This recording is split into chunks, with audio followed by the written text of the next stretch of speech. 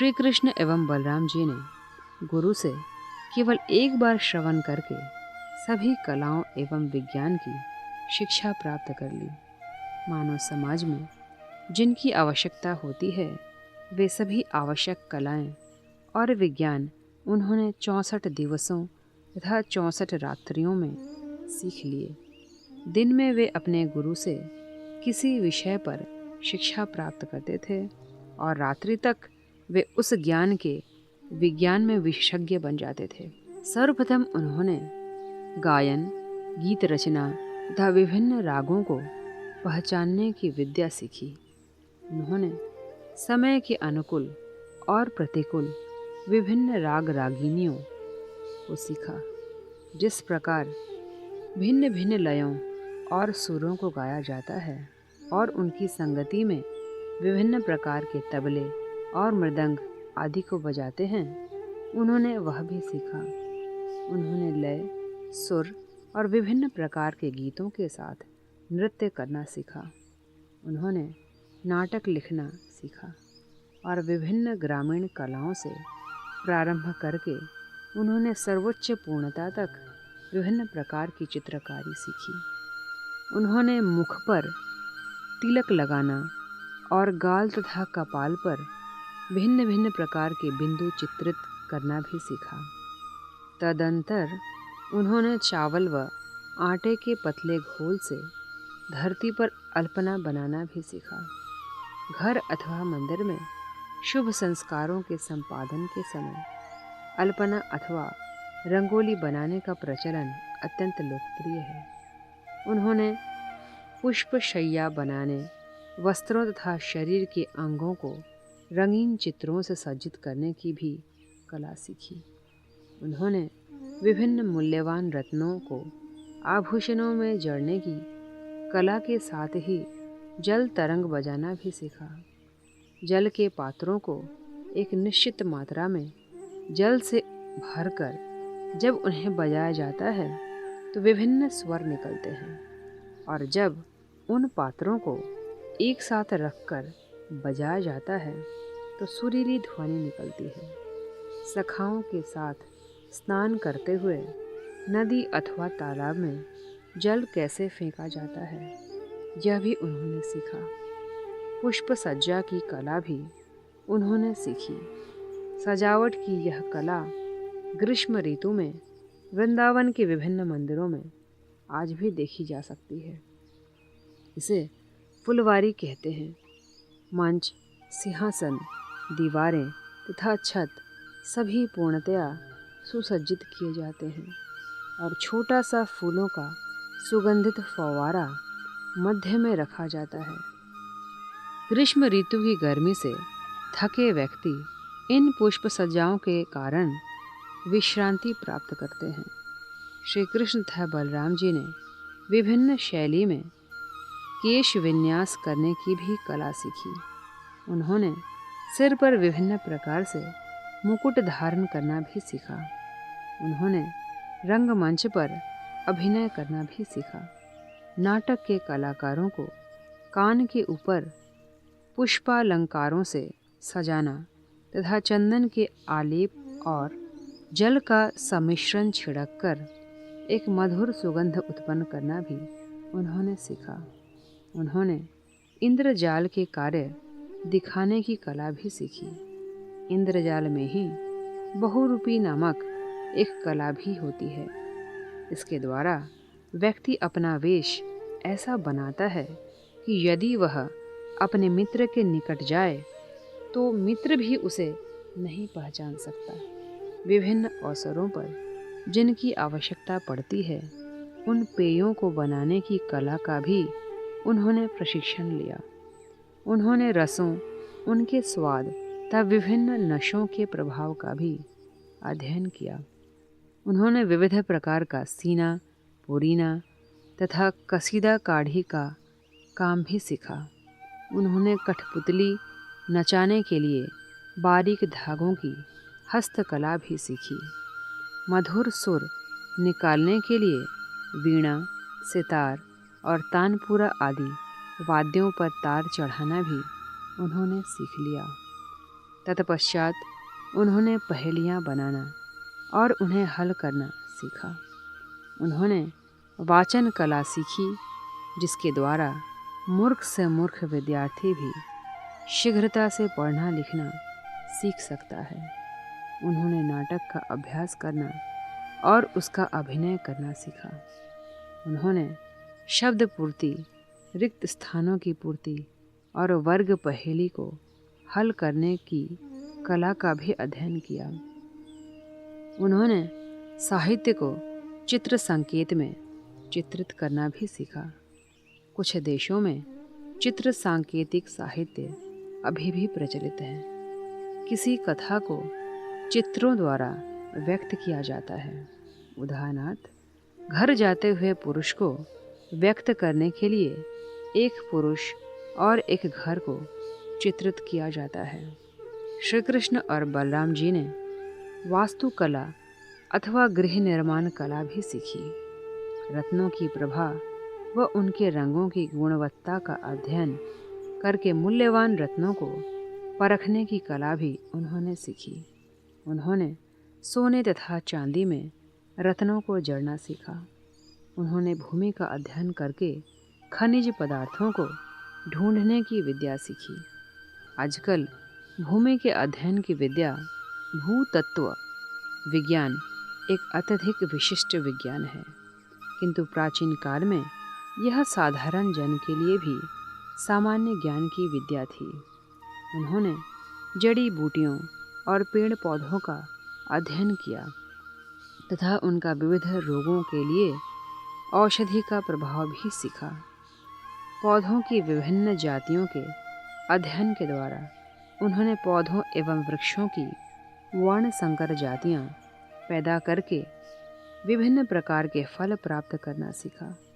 उन्होंने मेढ़ों और मुर्गों को प्रशिक्षित करके उन्हें लड़ाने का खेल सीखा। तत्पश्चात उन्होंने तोतों को बोलना सिखाने और लोगों के प्रश्नों के उत्तर देना सिखाने की कला सीखी। उन्होंने व्यवहारिक मनोविज्ञान अर्थात दूसरों के मन को प्रभावित करने और उससे अपने मनोनुकूल कार्य करवाने की विद्या भी सीखी। कभी कभी इसे वशीकरण भी कहा जाता है। उन्होंने केश प्रक्षालन, केश रंजन तथा केशों को भिन्न भिन्न प्रकार से घुंघराला करने की कला भी सीखी। दूसरे की पुस्तक को बिना देखे उसमें क्या लिखा है यह बताना भी सीख लिया और दूसरे की बंद मुट्ठी में क्या है यह बताना भी सीखा। कभी कभी बालक इस कला का अनुकरण करते हैं, किंतु वे ठीक ठीक नहीं बता पाते हैं। एक बालक अपनी मुट्ठी में कुछ रखकर अपने मित्र से पूछता है, क्या तुम बता सकते हो कि मुट्ठी के अंदर क्या है? और मित्र यद्यपि ठीक ठीक नहीं बता सकता है, फिर भी कुछ सुझाव देता है। किंतु एक ऐसी कला भी है जिससे मुट्ठी में क्या है इसे वास्तव में बताया जा सकता है। श्री कृष्ण तथा बलराम जी ने विभिन्न देशों की भाषाओं को बोलना और समझना सीखा। उन्होंने न केवल मनुष्यों की भाषा सीखी, अपितु श्री कृष्ण तो पशु पक्षियों से भी संभाषण कर सकते थे। गोस्वामियों द्वारा संग्रहित वैष्णव साहित्य में इस बात के प्रमाण उपलब्ध हैं। तदंतर उन्होंने पुष्पों से रथ तथा विमान बनाने की कला सीखी। रामायण में कहा गया है कि रावण को पराजित करने के पश्चात रामचंद्र पुष्प निर्मित विमान, पुष्प रथ, पुष्पक विमान द्वारा लंका से भारतवर्ष आए थे।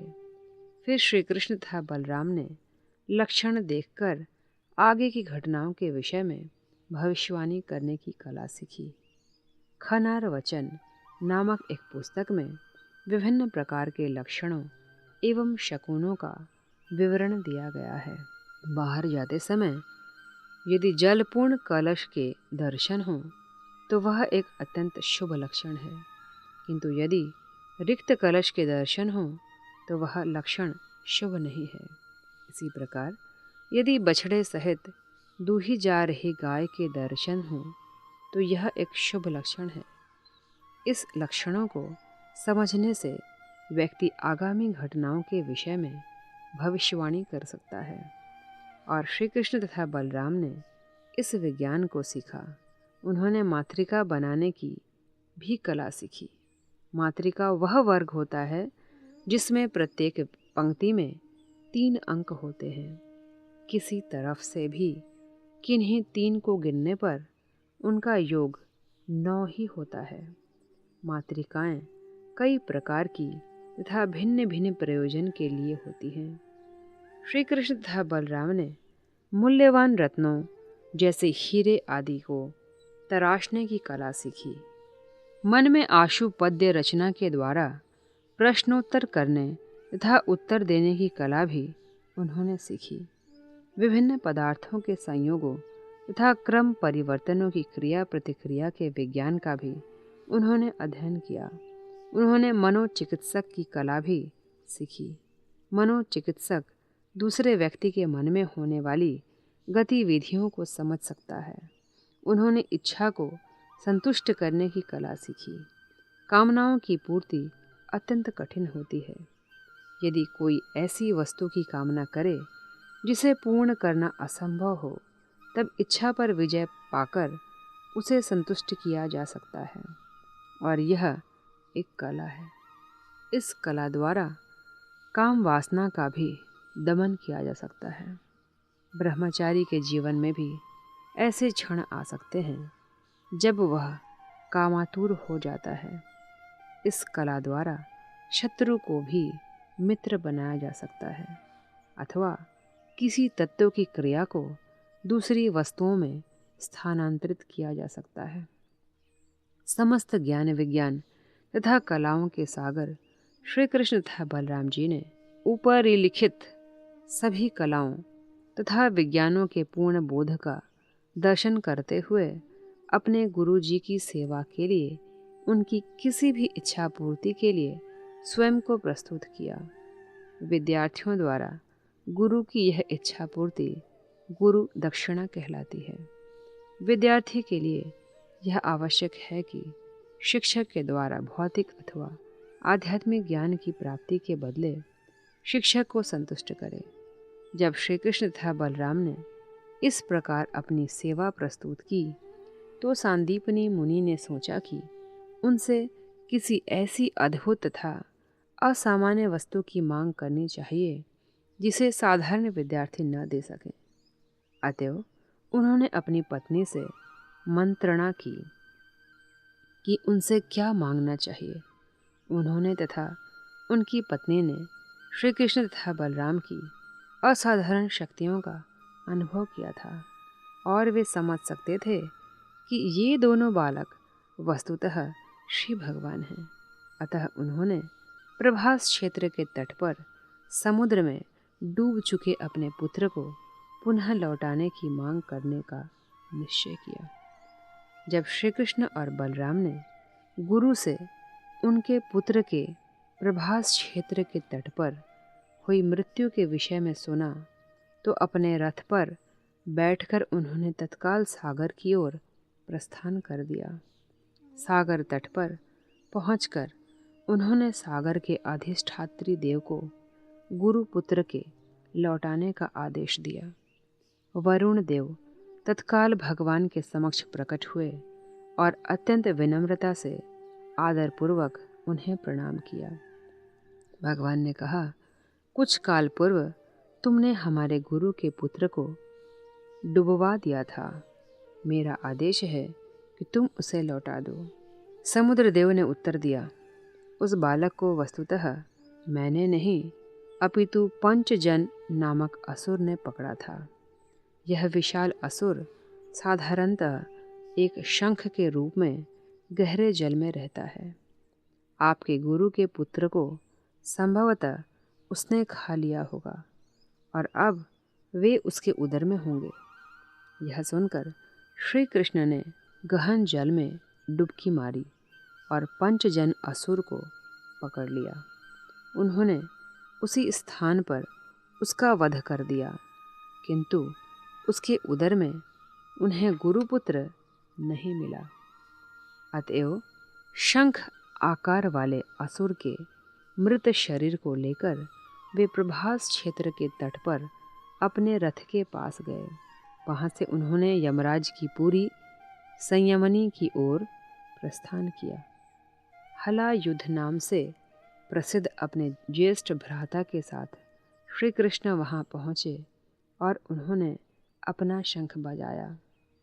उस ध्वनि को सुनकर यमराज प्रकट हुए और सादर प्रणाम करके उन्होंने श्री कृष्ण का स्वागत किया। यमराज को ज्ञात था कि श्री कृष्ण तथा बलराम कौन हैं, अतएव उन्होंने तत्काल ही अपनी विनीत सेवा भगवान को अर्पित की। भूतल पर श्री कृष्ण एक साधारण मानव के रूप में प्रकट हुए थे, किंतु वस्तुतः श्री कृष्ण और बलराम प्रत्येक जीव के हृदय में वास करने वाले परमात्मा हैं। वे स्वयं विष्णु हैं, किंतु साधारण बालकों की भांति अभिनय कर रहे थे। जब यमराज ने भगवान को अपनी सेवा अर्पित की, तब श्री कृष्ण ने अपने गुरु पुत्र को लौटाने को कहा, जो कि अपने कर्म फल के अनुसार वहाँ उनके पास आया था। श्री कृष्ण ने कहा, मेरे आदेश को परम आदेश मानते हुए तुम्हें तत्काल ही मेरे गुरु के पुत्र को लौटा देना चाहिए। यमराज ने वह बालक श्री भगवान को लौटा दिया और श्री कृष्ण तथा बलराम उसे उसके पिता के समीप ले आए।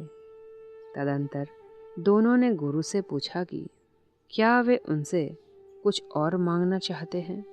गुरु ने उत्तर दिया, प्रिय पुत्रों, तुमने मेरे लिए बहुत किया है। मैं अब पूर्ण रूपेण संतुष्ट हूँ। जिस व्यक्ति के तुम जैसे शिष्य हो, उसको किस वस्तु का अभाव हो सकता है। प्रिय बालकों, अब तुम घर जा सकते हो। तुम्हारे इन यशस्वी कार्यों की समस्त जगत में सदैव ही प्रशंसा होगी। तुम समस्त आशीर्वादों से परे हो, किंतु फिर भी मेरा कर्तव्य है कि मैं तुमको आशीर्वाद दूं। मेरा तुमको वरदान है कि तुम्हारी वाणी वेद वाक्यों की भांति शाश्वत रूप में नवीन रहे।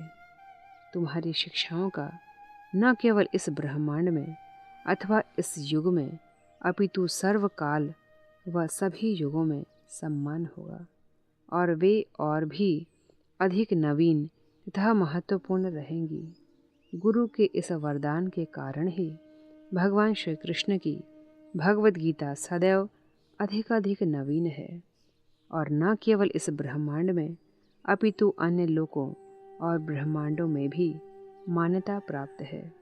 गुरु की आज्ञा प्राप्त होने पर श्री कृष्ण और बलराम तत्काल अपने रथों पर बैठकर घर के लिए चले। वायु के समान अत्यंत तीव्र गति से चलते हुए और मेघों की गड़गड़ाहट जैसी ध्वनि करते हुए रथ पर विराजमान होकर वे घर लौट आए। उनके दर्शनों से दीर्घ काल तक वंचित रहने वाले मथुरावासी उनका दर्शन करके अत्यधिक प्रसन्न हो गए। उन्हें वैसा ही आनंद हुआ जैसे उन्हें अपनी खोई हुई निधि मिल गई हो। इस प्रकार लीला पुरुषोत्तम भगवान श्री कृष्ण के अंतर्गत श्री कृष्ण द्वारा अपने गुरु पुत्र की पुनः प्राप्ति नामक 45वें अध्याय का भक्ति वेदांत तात्पर्य पूर्ण हुआ।